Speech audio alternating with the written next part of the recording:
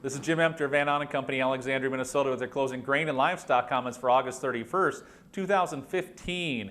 December corn today up 1/4 cent, closing at $3.75 1/4. November soybeans up 8.87 1/2. January soybeans up 1 1/2, 8.92 1/4. October meal up down 1.80 at 313.60.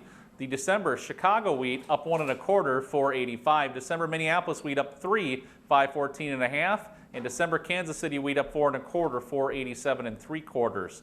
Overall tone today was led by a strong crude oil market, up nearly 350 at the time of this recording here, and just kind of created an edge about the markets of, do we need to get too low too quick? What do we have going on? And just kind of an overall cleansing of the markets today, almost taking a step back and taking a breath here and saying, okay, how far do we need to go? Do we need a little recovery here? And I believe that's what we saw some of today. As for corn, beans, wheat, are we done going down? Probably not, in our opinion.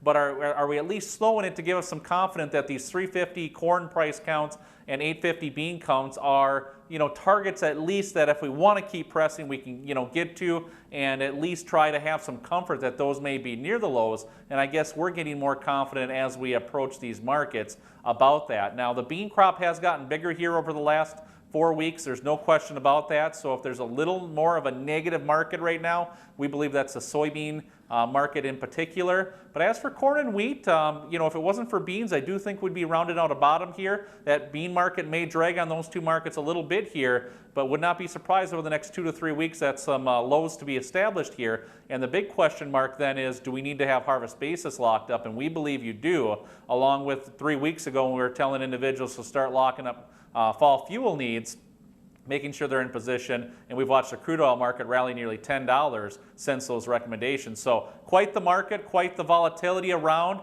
As we approach tomorrow, a lot of eyes will be on the dollar index crude and the Dow. The Dow was down about 170 points as of this update here. So a lot of uncertainty around, a lot of high frequency trading that's allowing these markets to get revved up in a real hurry. So we'll need to kind of watch those outside patterns. But the big focal point right now is really harvest basis. We do believe if exports are down to some degree, it may be difficult to find basis better than where they are here right now. So we'll need to keep an eye out on that. As for the feeder cattle today, October down 60, 198.32 1/2. October live cattle down 70 at 143.27, and October hogs up 150 at 67.92 1/2. When you look at the hog market here, we've got cutouts that are kind of chopping around here a little bit, but we're up towards the upper end of range. We broke down a little bit late last week on some of the economy improvements that allowed the cattle hog to kind of shake loose. But with the Dow down today, that hog market just rev right back up, trading right back into these key resistance points towards the highs, and we'll see what we can muster up. I don't see us breaking too much to the top side,